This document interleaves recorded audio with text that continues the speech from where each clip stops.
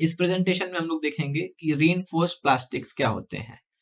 Lamination हमने देखा, lamination वैसे ही जैसे होता है वो क्या करते हैं, प्रॉपर्टीज इनहेंस करता है, वैसे ही प्लास्टिक्स में लेमिनेशन के साथ साथ एक रीइंफोर्समेंट भी होता है, जिसे हम लोग क्या कहते हैं, रीइंफोर्स्ड प्लास्टिक्स। तो प्लास्टिक्स में रीइंफोर्समेंट की जरूरत क्यों पड़ी? प्लास्टिक्स हम देख रहे हैं आजकल जगह जगह पे अपने ह्यूमन यूज में आ रहे हैं। अब जब जिस पर्पस में अपन लोग यूज कर रहे हैं, अगर हम लोग वहां पे रॉ प्लास्टिक यूज करेंगे तो वो बहुत कमजोर है और वो अपना पर्पस फुलफिल नहीं कर पाएगा। तो रॉ प्लास्टिक मटेरियल को अगर हमें स्ट्रेंथ प्रोवाइड करनी है तो वो किससे प्रोवाइड होगी? रीइंफोर्समेंट से। और ये जो रॉ प्लास्टिक मटेरियल है जिसमें हम लोग कोई भी मिलावट नहीं कर रहे हैं, इसको हम लोग क्या कहते हैं टेक्निकल टर्म्स में? मैट्रिक्स। रॉ प्लास्टिक मटेरियल जो कि वीक होता है जिसे हम लोग क्या कहते हैं? मैट्रिक्स। अब रीइंफोर्समेंट क्या होता है?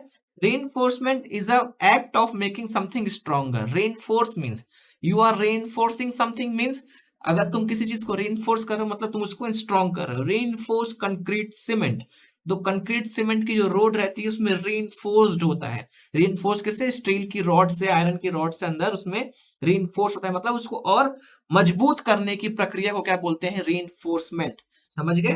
रीइंफोर्समेंट मतलब जहां पे मतलब उसको और मजबूत करना। तो रीइंफोर्स प्लास्टिक का मतलब क्या हो गया?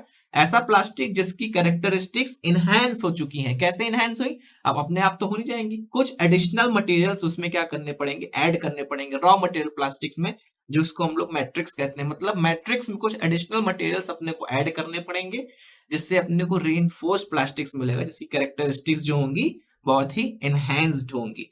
एग्जाम्पल के लिए रीइंफोर्स्ड प्लास्टिक्स जो होता है, it is much sturdier and less affected by heat. Heat का जो प्रभाव होगा उसमें नहीं पड़ेगा, जबकि नॉर्मल प्लास्टिक में हीट पड़ेगा तो वो उसमें एक्सपैंड या सॉफ्टनेस उसमें आने लगती है, तो रीइंफोर्स में उतना इफेक्ट नहीं पड़ेगा। रीइंफोर्स्ड प्लास्टिक क्या होते हैं? जनरली ज्यादा स्ट्रांग भी होते हैं और इलास्टिक भी होते हैं, और degree of strongness and strength और इलास्टिसिटी डिपेंड करेगी किसमें? कि उसमें रीइंफोर्समेंट हमने कितना किया, कितना ज्यादा मटेरियल मिलाया, कितना वॉल्यूम रखा अपना मैट्रिक्स का और कितना वॉल्यूम रखा अपना रीइंफोर्स मटेरियल का। इस पे डिपेंड करेगा उसकी स्ट्रेंथ और अदर प्रॉपर्टीज जो इनहेंस होंगी।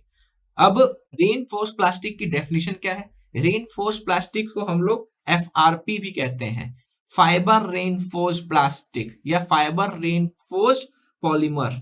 इसको एक और नाम है अमेरिकन इंग्लिश फाइबर नाम से भी जाना जाता है। इसकी डेफिनेशन है, it is a composite material. Composite क्यों हुआ? क्योंकि जो रॉ मटेरियल था, रॉ प्लास्टिक था, उसको हम लोग क्या किया? मैट्रिक्स। और कंपोजिट मतलब उसमें मैट्रिक्स में हमने कुछ रीइंफोर्सिंग मटेरियल मिलाया तो वो क्या हो गया? कंपोजिट। दो चीज को मिला के बनाया। तो it is a composite material made up of a polymer matrix. Polymer matrix जो कि रॉ प्लास्टिक जो कि वीक होता है। रीइंफोर्स्ड विद फाइबर्स मतलब फाइबर्स की उसमें मिक्सिंग की गई तो मैट्रिक्स में, तो अपने को क्या मिला? कंपोजिट मटेरियल मिला। और फाइबर्स जो इसमें जनरली यूज किए जाते हैं कौन सी? Glass fibres. या रीइंफोर्समेंट जिससे किया जाता है जनरली किससे किया जाता है? ग्लास फाइबर से रीइंफोर्समेंट किया जाता है, या कार्बन फाइबर रीइंफोर्समेंट किया जाता है। जो ग्लास फाइबर रीइंफोर्स रहता है उसको ग्लास फाइबर रीइंफोर्स प्लास्टिक कहा जाता है, और जो कार्बन फाइबर से बने होते हैं उसको क्या कहता है? Carbon fibre reinforce plastic. Other fibres भी यूज किए जा सकते हैं लेकिन वो बहुत ही कम होते हैं, उससे जो पर्पस उतना फुलफिल नहीं होगा। जैसे अदर फाइबर्स कौन से हो गए? पेपर हो गया, वुड हो गया, एस्बेस्टोस हो गया, ये भी यूज कर सकते हैं लेकिन ये बहुत ही रेयरली यूज होते हैं। और जो पॉलीमर जो मैट्रिक्स अपन यूज कर रहे हैं वो कैसा होगा? इपॉक्सी होगा, विनाइल एस्टर हो सकता है, थर्मोसेटिंग प्लास्टिक्स भी हो सकते हैं कभी कभी। तो ये सारे मैट्रिक्स को अपन फाइबर से मिला के बनाएंगे तो कंपोजिट मटेरियल मिलेगा। कंपोजिट मटेरियल को अपन लोग क्या कहेंगे? Reinforce plastic. सो इसको और अच्छे से समझिए। जो पॉलीमर प्लास्टिक, पॉलीमर क्या है? एक जनरल टर्म है सारे प्लास्टिक्स को यूज करने का। पॉलीमर कैसे बनता है? छोटे छोटे मोनोमर्स को जोड़ के अपन लोग ने क्या बनाया? पॉलीमर बनाया। और एक से दूसरा पॉलीमर जोड़ दिए तो अपने को क्या मिल गया? प्लास्टिक मिल गया। अब ये जो प्लास्टिक है इसको हम लोग क्या कहते हैं? मैट्रिक्स। ये जो रॉ प्लास्टिक मिला जो पॉलीमराइजेशन से अपने को मिला, ये प्लास्टिक वीक होता है, इसको हम लोग क्या कहते हैं? मैट्रिक्स। अब कंपोजिट प्लास्टिक्स में हम लोग होमोजीनियस मटेरियल की मिक्सिंग करते हैं। होमोजीनियस मिक्सिंग करते हैं, जो रॉ प्लास्टिक आया इससे कुछ अलग मटेरियल्स की इसमें मिक्सिंग करेंगे जिससे इस रॉ प्लास्टिक की प्रॉपर्टीज बन जाएगी, उसको क्या बोलेंगे? Composite plastics. और फाइबर रीइंफोर्स प्लास्टिक्स भी है ये, जिसमें फाइबर हम लोग यूज करते हैं। जनरली कौन से फाइबर यूज करते हैं? ग्लास इन्फोर्स्ड और कार्बन फाइबर रेनफोर्स्ड। अब जो glass GRP, glass reinforced plastics को हम लोग जनरली शॉर्ट में जीआरपी भी कहते हैं। इसमें ये बनते कैसे हैं? इसमें थर्मोप्लास्टिक जो मटेरियल रहता है such is polyesters, glass fibres के साथ इसको कंबाइन किया जाता है। अब कंबाइन करने का जो मेथड इसको कैसे किया जाता है, एक मोल्ड के सहारे से इसको कंबाइन किया जाता है, जिसमें ग्लास फाइबर्स को एक डिजायर्ड डायरेक्शन में अरेंज किया जाता है मोल्ड्स में, उसकी मल्टीपल लेयर्स बनाई जाती है और उसको जो ग्लास फाइबर्स की मल्टीपल लेयर्स बनी है मोल्ड में, फिर मोल्ड के बीच में अपन लोग थर्मोप्लास्टिक मटेरियल रखते हैं और उसको बाइंड कर देते हैं, तो अपने को क्या मिलता है? Glass reinforced plastics.